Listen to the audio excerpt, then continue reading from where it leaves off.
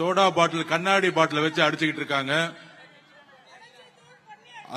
தூள் பாட்டில உடைச்சு தூள் அடிச்சு ஒரு பெண்மணியோட ஷோல்டர்ல அடிச்சிருக்காங்க.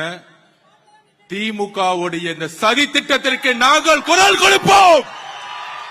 நாங்கள் குரல் கொடுப்போம்.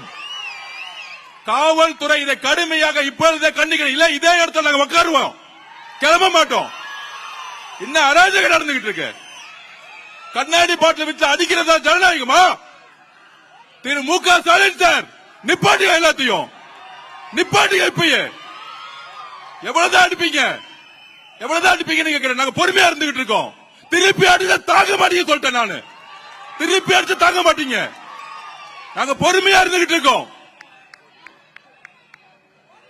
திமுக திருப்பி கேட்டுக்கிறேன், காவல்துறை எங்களுடைய பெண்கள் மீது கை வைத்தால் நாங்க சும்மா இருக்க மாட்டோம்.